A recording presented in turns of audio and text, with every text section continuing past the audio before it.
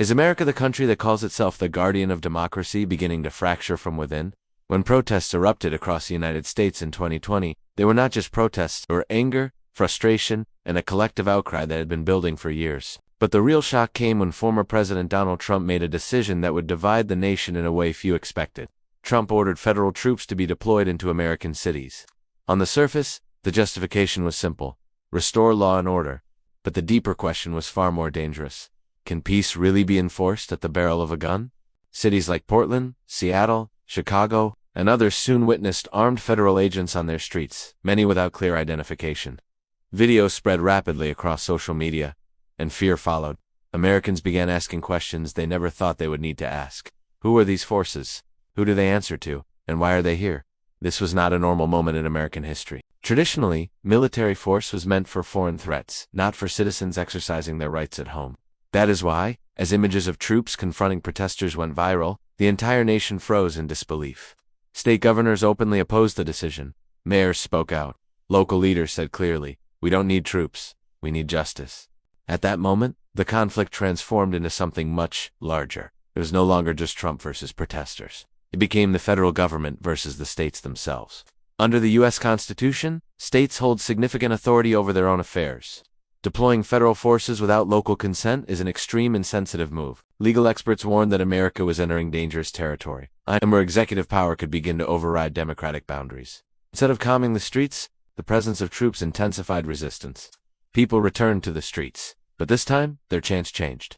They were no longer only about police violence or racial injustice. They were about freedom itself. This is our country. Send the troops home. We will not be ruled by force. The more pressure that was applied, the stronger the resistance became. This was the moment the world realized something important. The American public would not remain silent. Even retired military leaders broke ranks. Former generals and defense officials warned that using troops for political purposes threatens the neutrality of the armed forces and undermines democracy. When the military becomes a tool of internal politics, trust collapses. The media fractured into opposing camps.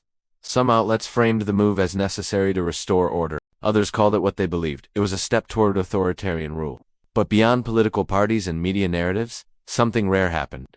Ordinary Americans, black and white, rich and poor, conservative and liberal, found common ground. Despite their differences, they shared one belief. They did not want to live under the shadow of military force. That was the turning point.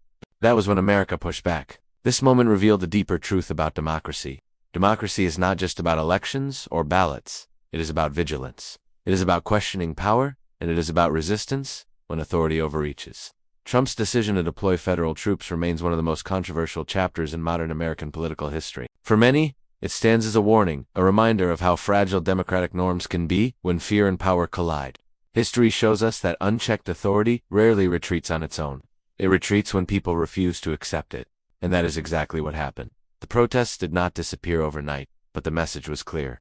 Americans were drawing a line. They were saying that security without freedom is not safety at all. This moment was not just an American story. It was watched closely around the world. Because if such a crisis can unfold in the world's most powerful democracy, it can happen anywhere. And perhaps that is the most important lesson of all. When power crosses the line, resistance becomes the responsibility of the people. This is why the story of federal troops and public resistance is more than a headline. It is a warning. It is a lesson.